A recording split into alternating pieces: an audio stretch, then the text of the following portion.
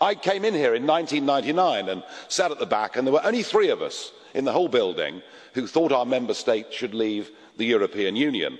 But it's grand projects that have turned the tide of public opinion, in particular the introduction of the euro. You know, I warned you, we all warned you, that it would not work for the Mediterranean countries. It could comfortably work for the optimal currency zone in the north, but no, through massive ambition and hubris, you ploughed on, and you allowed countries like Greece to join a currency that they were never fit for. And what is happening to Greece now? Well, they're facing the next bailout in probably July of this year, and because you want to hold your project together, you are forcing them bit by bit to become a third world country. And all I can say, frankly, is shame on you. The other big grand project was to allow into this union first 8 and then 10 former communist countries, some of them with human rights records that are frankly shocking and abysmal, and others in which corruption is so rife that these countries have not made the transition to being full Western democracies. When I was first elected here, the word immigration did not even appear on my election address. We did not use that word once when the first 3 of us got elected here.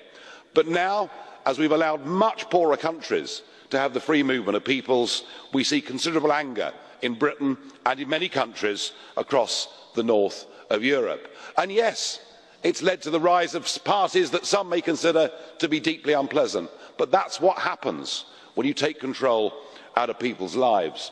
And the other feature, President, that I've noticed here is the growth of what I can only describe as authoritarianism.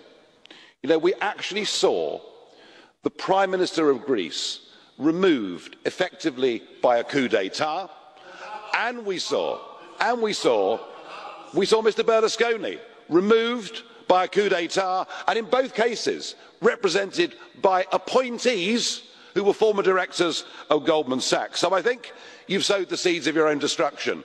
We have in 2 weeks' time what is to be the biggest event in the history of this project. It is the British referendum, and it's not just about whether Britain leaves the European Union, because if we make that choice, I'm confident many other countries will make that choice too.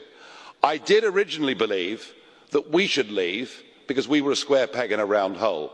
But when I saw what happened here in 2005, when the French and Dutch rejected the Constitution, and yet, sneakily, it was brought in through the back door as the Lisbon Treaty, I realised then that this is not just bad for Britain, it's bad for the whole of Europe, and I hope that on June the 23rd, it isn't just Independence Day for the United Kingdom. I hope it brings an end to this entire project, and in a few years' time, we can be sovereign, democratic nation states that work and trade together. I hope this is the last time I'll be speaking in this Parliament from a member state. Thank you, thank you, thank you very much.